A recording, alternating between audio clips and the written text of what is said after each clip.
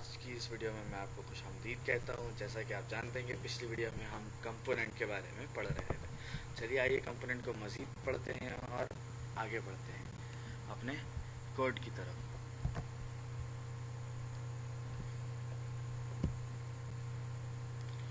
ये हम अपने कोड में आ गए हैं इस तरह से बिल्कुल ही।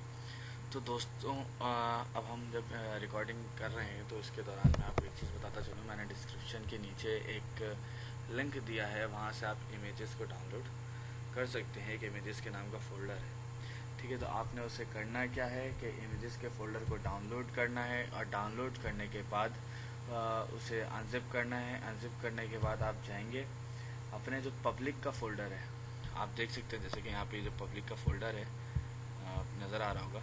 यहाँ पे एक फ़ोल्डर क्रिएट करेंगे आप, न्यू फ़ोल्डर, ठीक है। इसका नाम आप रखेंगे यहाँ पर एसेट्स। आप कुछ भी नाम रख सकते हैं, लेकिन याद रहे बाद में आपको इसे यूज़ करना है। एसेट्स का नाम रखेंगे। इसके अंदर सब फोल्डर बनाने के बजाय, मैं आपको बना नहीं रहा हूँ यहाँ पे, आप इसके अंदर जो है यहाँ पर एक न्यू फोल्डर बनाने के बजाय मैं आपको दिखा दूँ पब्लिक एसेट्स, और यहाँ पर आप वो इमेज का फोल्डर पेस्ट कर दें, ठीक है। आप चाहे तो वही इमेजेस यूज़ करें, अगर से आपके अपनी इमेजेस मौजूद है तो आप उसे इमेजेस को लगा सकते हैं। तो मैं यहाँ पर अपने उस फोल्डर को पेस्ट करने वाला हूँ। आप देख सकते हैं, जैसे कि आप देख रहे हैं मैंने यहाँ पर इमेज के फोल्डर को पेस्ट कर लिया। तो आइए देखते हैं इमेज के फोल्डर के अंदर क्या क्या चीज़ है। देखिए इमेज के फोल्डर के अंदर कुछ इमेजेस हैं, जिनमें से लोगो है, सीईओ की तस्वीर है, प्रमोशंस हैं, क्लॉथ 1, क्लॉथ 2, क्लॉथ 3। बेसिकली मैं एक सिनेरियो क्रिएट कर रहा हूँ जिसके ज़रिए आप पूरी एक वेबसाइट डेवलप करेंगे, ठीक है दोस्तों। ये हमने कुछ इमेजेस का एक फ़ोल्डर था जो मैंने नीचे डिस्क्रिप्शन में दिया हुआ है, आप उसे डाउनलोड कर सकते हैं ईज़िली। तो चलिए आगे बढ़ते हैं अपने कोड की तरफ। दोस्तों मैं आपको एक चीज़ बताना भूल गया था पिछली वीडियो में। जब भी आप कोई भी कंपोनेंट बनाते हैं, कोई भी फंक्शन बनाते हैं, तो उसे एक्सपोर्ट करना ज़रूरी होता है। एक्सपोर्ट का सिंटैक्स यहाँ पर लिखा हुआ था पहले से ही, एक्सपोर्ट डिफ़ॉल्ट ऐप। तो ठीक है, इसके ज़रिए क्या होता है, जब कहीं पर भी आप इंपोर्ट इसे करा सकते हैं। इंपोर्ट कराने से पहले कहीं ना कहीं से वो एक्सपोर्ट हुआ होना चाहिए। अगर से कहीं से वो एक्सपोर्ट ही नहीं हुआ है तो उसे आप इंपोर्ट अपने कोड के अंदर करा ही नहीं सकते। तो चलिए इसको और अच्छी मिसाल दे करके हम समझते हैं। एक फ़ाइल क्रिएट करते हैं हम मेन्यू की, ठीक है। ऐप डॉट, पहले मैं इसको ओपन कर लेता हूँ। सोर्स के अंदर मैं एक फ़ोल्डर, सोर्स के अंदर मैं सॉरी सोर्स के अंदर मैं एक न्यू फोल्डर बना रहा हूँ। इसका नाम मैं रख रहा हूँ कंपोनेंट्स, ठीक है। तो इसके अंदर मैं जा रहा हूँ, इसके अंदर मैं जाता हूँ, एक न्यू फाइल बनाता हूँ। इसका नाम रखता हूँ मेन्यू कंपोनेंट,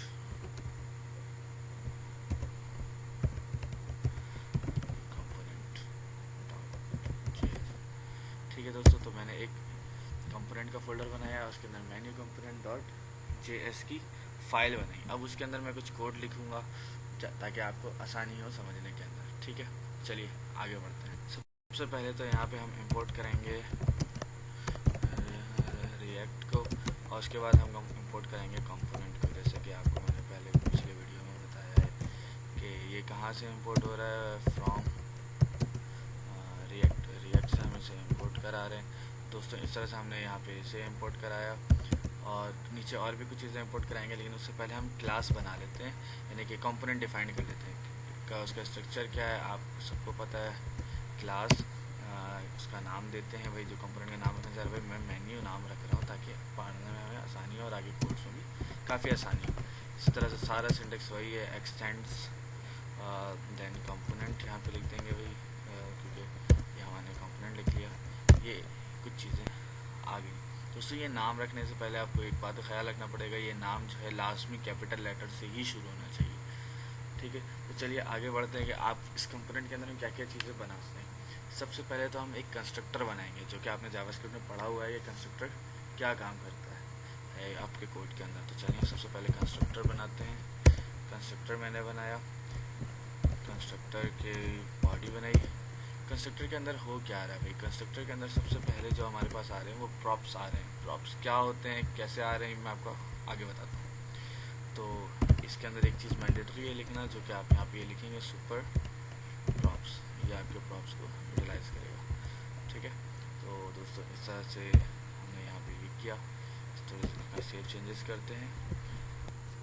चलिए आगे बढ़ते हैं, और कंस्ट्रक्टर के अलावा जो हम कंपोनेंट के अंदर दीगर चीज़ें बनाते हैं, वो चीज़ें अब जो मैंडेटरी हैं, जैसे कि रेंडर है, रेंडर का लिखना लाजमी होता है, आप सबको पता है।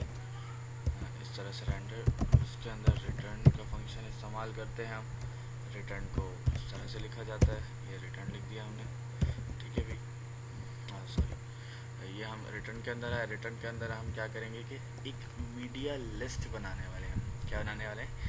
Media list. वो किस तरह की होगी मैं आपको आगे चलते हैं। अभी पहले तो जो काम कर रहे हैं आप ये पूरा देख लें, उसके बाद आपको कोड खुद ब खुद समझ में आ जाएगा।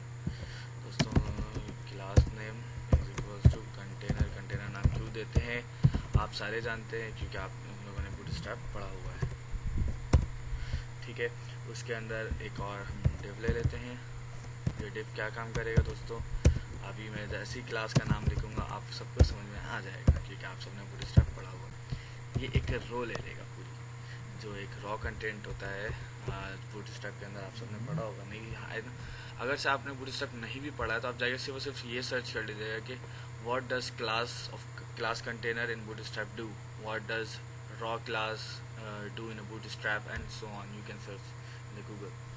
तो आप इस तरह की चीज़ें गूगल पर सर्च कर सकते हैं। तो इस तरह से हो गया। तो दोस्तों, अब मुझे बनाना था असल में मीडिया लिस्ट, जो एक पूरी लिस्ट बन करके आएगी। तो उस लिस्ट को बनाने से पहले मुझे उसे इंपोर्ट करना पड़ता है। तो चलें आए, सबसे पहले इंपोर्ट कर लेते हैं। यहाँ पर इंपोर्ट क्या क्या चीज़ की हमें ज़रूरत पड़ने वाली है, मीडिया की।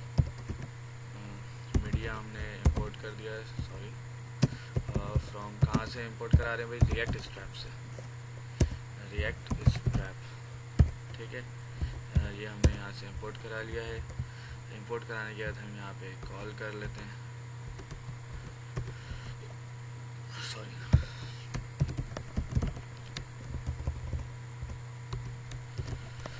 मीडिया को हमने यूँ करके यहाँ पर कॉल करा लिया है। हमने मीडिया के अंदर बनाना क्या है, मीडिया के अंदर हमें लिस्ट बनाना है। तो हमने यहाँ पे लिस्ट का टैग लगा दिया। तो दोस्तों, इसके अंदर कुछ ना कुछ डाटा चाहिए हमें ना, तभी उसी की लिस्ट बनेगी मीडिया के जरिए। तो उन लिस्ट के लिए पहले तो मैं कुछ कोड है जो यहाँ पे मैं पेस्ट करने वाला हूँ। वो बेसिकली वो कोड नहीं है, वो एक एरे है। एक एरे मैं यहाँ पे पेस्ट करूँगा। आप सब लोग उसे देख करके बहुत आसानी से समझ भी जाएंगे कि भाई ये क्या चीज़ है और कैसे, क्योंकि आप सब ने जावा स्क्रिप्ट भी बहुत अच्छे से पढ़ा हुआ है। तो चलें दोस्तों, उससे पहले मैं आपको एक चीज़ बताता चलूँ कि रिएक्ट के अंदर होता क्या है। रिएक्ट के अंदर हम कंस्ट्रक्टर बनाते हैं, रेंडर बनाते हैं। उसके अंदर हम एक चीज़, कोई भी एक टैग रिटर्न कर देते हैं, जिसे हम एक एलिमेंट कहते हैं। एक ही एलिमेंट हम रिटर्न कर सकते हैं, हमें पता है ये बात का। तो चलिए दोस्तों, एक चीज़ और, कंस्ट्रक्टर के हम अंदर हम स्टेट बना सकते हैं। क्या बना सकते हैं? स्टेट। वो किस तरह से बनाते हैं हम? दिस डॉट स्टेट करके बनाते हैं। ये इस तरह से हमने एक स्टेट बना ली। इस स्टेट का क्या काम है आगे आपको पूरे कोड में खुद ब खुद समझ में आ ही जाएगा। तो चलें, अभी हम एक काम करते हैं, यहाँ पे थोड़ा सा कोड पेस्ट करते हैं। वो कोड नहीं है, बेसिकली एक एरे है जो मैं यहाँ पे पेस्ट करने वाला हूँ, जिससे हम आगे मज़ीद यूटिलाइज करें। क्योंकि अगर से मैं एरे पूरा लिखने बैठ जाता तो वो मेरा बहुत ज़्यादा टाइम कंज्यूमिंग होगा, जो कि मैंने पहले से ही लिखा हुआ है। दोस्तों, इस एरे को मैंने वहाँ से पेस्ट कर लिया है, आप देख सकते हैं। ये एरे क्लॉथ नाम का है और बेसिकली ये एरे ऑफ ऑब्जेक्ट है, ठीक है। आप देख सकते हैं हर एक ऑब्जेक्ट के लिए एक यूनिक आईडी मैंने डिफाइन की। ID 0 है, ID 1 है, ID 2 है, and then so on it's all are continued like that. ID 3 तक हमने कंटिन्यू किया। बेसिकली ये 4 ऑब्जेक्ट्स बनाए हमने, 0 1 2 3, 0 से स्टार्ट है तो 3 तक 4 हो गया, ठीक है दोस्तों। ये हमने एक एरो ऑफ ऑब्जेक्ट बना दिया है। अब हम इसे हम अपने कोड में इस्तेमाल करना सीखेंगे। तो चलिए आइए हम इस्तेमाल करते हैं। तो इस्तेमाल करने से पहले मैं आपको बता दूं, जो चीज़ें हमें रिटर्न करनी होती है वो रिटर्न करनी होती है वो हम रिटर्न के अंदर लिखते हैं।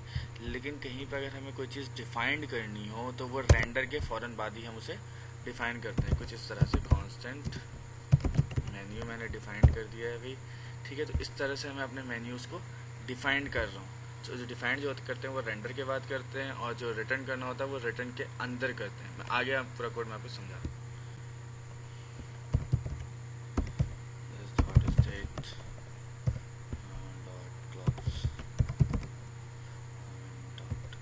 देखिए दोस्तों, यहाँ पे मैंने मैप का फंक्शन लगाया है। आप सब जानते हैं मैप का फंक्शन क्यों लगता है, और इसके अंदर मैं एक एरो फंक्शन बना रहा हूँ। एरो फंक्शन क्यों बनता है आप सब इस बात को भी बहुत अच्छे से ही जानते हैं, ठीक है दोस्तों।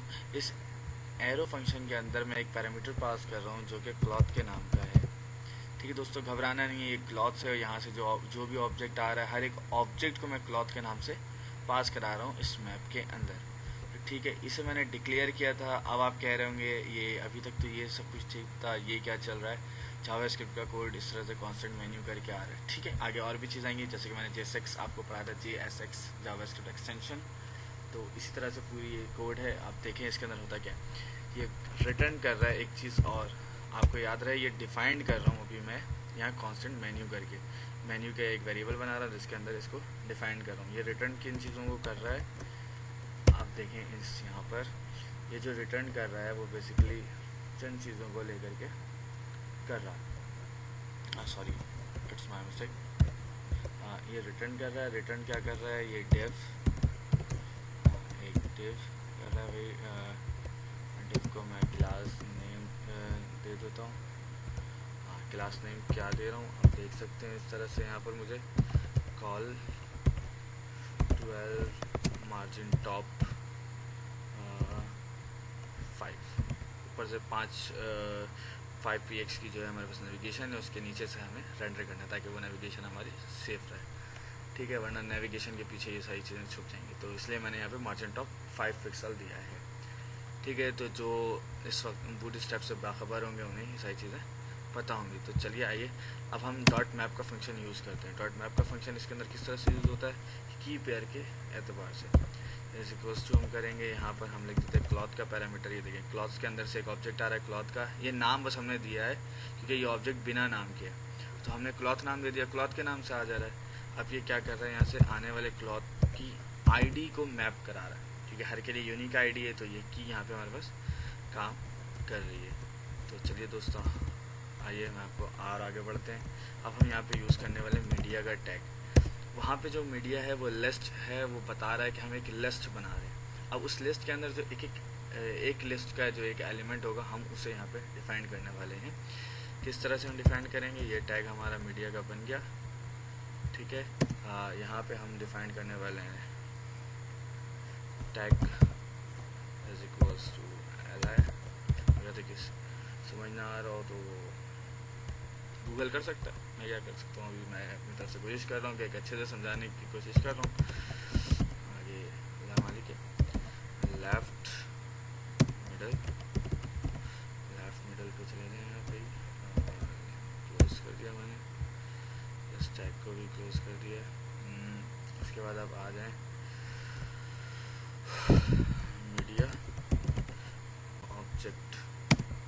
ऑब्जेक्ट जो होता है बेसिकली वो इमेज के लिए बनाया जाता है। मीडिया ऑब्जेक्ट में ऐसे सोर्स दे देता हूँ, सोर्स इज इक्वल्स टू, आप देख सकते हैं यहाँ से ये पूरा ऑब्जेक्ट आ रहा है। इस मैप के अंदर ये पूरा ऑब्जेक्ट आ रहा है क्लॉथ का नाम देखिए, क्योंकि कोई नाम नहीं दिया मैंने यहाँ पर, तो यहाँ पे क्लॉथ के नाम से आ रहा है। ठीक है, तो मैं क्या कर रहा हूँ, क्लॉथ डॉट इमेज, देख सकते हैं आप क्लॉथ के अंदर ये इमेज क्या की पेयर है, तो मैंने की डाल दिए क्लॉथ डॉट इमेज। तो इसने यहाँ से क्या किया, सोर्स इसने उठा लिया। मैं आल्टर भी इसे दे देता हूँ, alter is equals to cloth dot name, cloth dot name. यहाँ से जो नेम आ रहा है ये नेम यहाँ पर लिखा जाएगा। देन इस टैग को यहीं पर क्लोज कर देते हैं। ठीक है, ये सेल्फ क्लोजिंग टैग होता है। ठीक है, तो यहाँ पे हमने इस तरह से इसको कंप्लीट कर लिया है। ठीक है, तो ये हमने ऑब्जेक्ट अभी बना लिया है लेफ्ट मिडल करके। ये बेसिकली हेडर है जो कि ऑब्जेक्ट लगा हुआ। ठीक है, चलें अब हम मज़ीद आगे बढ़ते हैं और यहाँ पर हम मीडिया बॉडी बनाते हैं। तो मीडिया बॉडी हमने डिफाइन की भाई, क्लास नेम दिया हमने। क्लास नेम क्यों दे रहा हूँ आपको अभी एक सेकंड में भी समझ में आ ही जाएगा कि मैं क्यों दे रहा हूँ। Margin left is equals to 5 इसके लिए दिया था मैंने, ताकि मार्जिन जो लेफ्ट है एक इमेज आ गई, इमेज के बाद 5 पिक्सल ये जगह रहने तो उसके आगे फिर बाकी ये काम करे। ठीक है, तो मैंने इस तरह से बॉडी भी डिफाइन कर दी है। इस बॉडी के अंदर मैं 2 चीज़ें लेने वाला हूँ, मीडिया, उसके बाद हेडिंग ले ली भाई मैंने। बेसिकली ये हेडर का काम करेगा। इसके अंदर मैं लिख देता हूँ क्लॉथ डॉट नेम, वहाँ से नेम आ रहा है तो नेम का एट्रीब्यूट मैंने यहाँ पे डिफाइन कर दिया है। तो इस तरह से ये तो हेडिंग भी कंप्लीट हो गई। दूसरा एक मीडिया लेंगे। मीडिया लेने की मेरे नहीं ख्याल की ज़रूरत पड़नी चाहिए। यहाँ पर हम डायरेक्ट एक पैराग्राफ ले लेते हैं ताकि वो हेडिंग के बाद डायरेक्ट एक पैराग्राफ की शक्ल में आ जाएगा। ठीक है, पैराग्राफ में हम क्या लिख देते हैं, क्लॉथ डॉट डिस्क्रिप्शन। हाँ, ये देखें डिस्क्रिप्शन मैंने यहाँ पे लिख दिया है। और J6 जब भी हम जावास्क्रिप्ट की कुछ भी चीज़ें लिखते हैं तो उसे सबसे ब्रैकेट में लिखना पड़ता है। J6 का सिंटैक्स आपको याद होना चाहिए दोस्तों। तो इस तरह से हमने यहाँ पर इसको डिफाइंड कर लिया, ये कांस्टेंट को। रेंडर के बाद अब आपको पता है ये जो रिटर्न कर रहा है वो यहाँ पर कर रहा है, तो हम उस वेरिएबल को यहाँ पर यूज़ कर सकते हैं। वेरिएबल को किस तरह से यूज़ करते हैं J6 में आपको पता है, इस तरह करके मेन्यू करके हम इसे यूज़ कर सकते हैं यहाँ पर। ठीक है, तो इस तरह से हमने इसे यहाँ पे डिफाइन तो कर लिया दोस्तों। आपको पता है कोड किस तरह से रन होता है। सोर्स के अंदर जाता है app.js में, app.js से कोई भी चीज़ निकलती है index.js में, index.js से निकलती है index.html में। इनके आपको पता है ये मेन्यू कंपोनेंट जो है वो अभी तक app.js के अंदर नहीं आया है। app.js के अंदर आने के लिए क्या करना पड़ेगा, किसी भी चीज़ को पहले एक्सपोर्ट करना पड़ता है। तो चलें आए पहले एक्सपोर्ट करते हैं। एक्सपोर्ट डिफ़ॉल्ट, ये इसका सिंटैक्स है। एक्सपोर्ट डिफ़ॉल्ट क्या नाम बनाया था, ये मैंने मेरे ख्याल में मेन्यू ही बनाया था। ठीक है, मेन्यू, ये इस तरह से हमने इसे यहाँ से एक्सपोर्ट भी कर दिया। तो चलें आए app.js के अंदर इसे इंपोर्ट कराते हैं। इंपोर्ट कराया भाई हमने,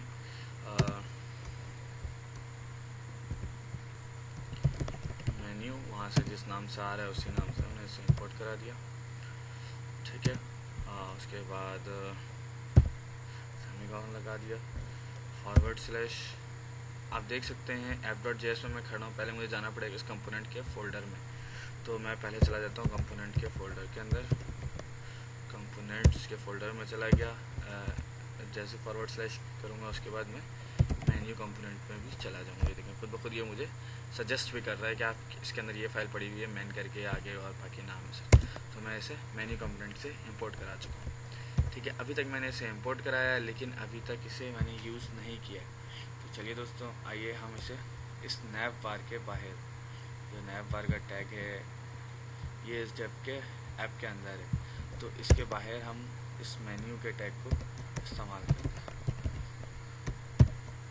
ठीक है, सेल्फ क्लोजिंग टैग्स होते हैं। जितने भी कंपोनेंट्स आप जो डिफाइन करेंगे उनको आप एज अ टैग इस्तेमाल ज़रूर कर सकते हैं, लेकिन वो सेल्फ क्लोजिंग टैग्स कहलाएंगे। ठीक है, तो अब हम आगे बढ़ते हैं, सारे सेव चेंजेस सेव्स करते हैं और फिर अपने कोड की तरफ अपने आउटपुट की तरफ चलिए आइए देखते हैं। ये देखें, ये हमारे पास लिस्ट बन ज़रूर गई है, लेकिन दोस्तों ये अजीब सी लग रही होगी क्योंकि हाइट और विड्थ जो है इमेजेस की वो टोटली डिफरेंट है एक दूसरे से। चलें आए इस हाइट और विड्थ को भी फिक्स कर लेते हैं पहले।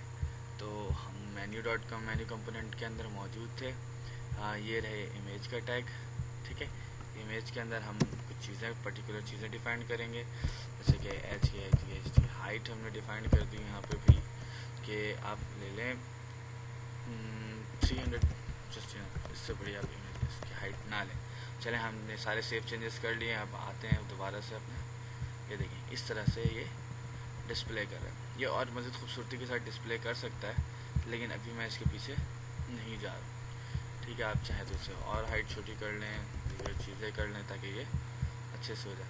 चलें हमारा मकसद ये पढ़ाना नहीं है मीडिया लिस्ट, ये तो कंपोनेंट का एक पार्ट था जो कि मैंने आपको पढ़ाया। चलिए दोस्तों आज के इस ट्यूटोरियल को यहीं ख़त्म करते हैं, फिर मुलाकात होगी अगले वीडियो।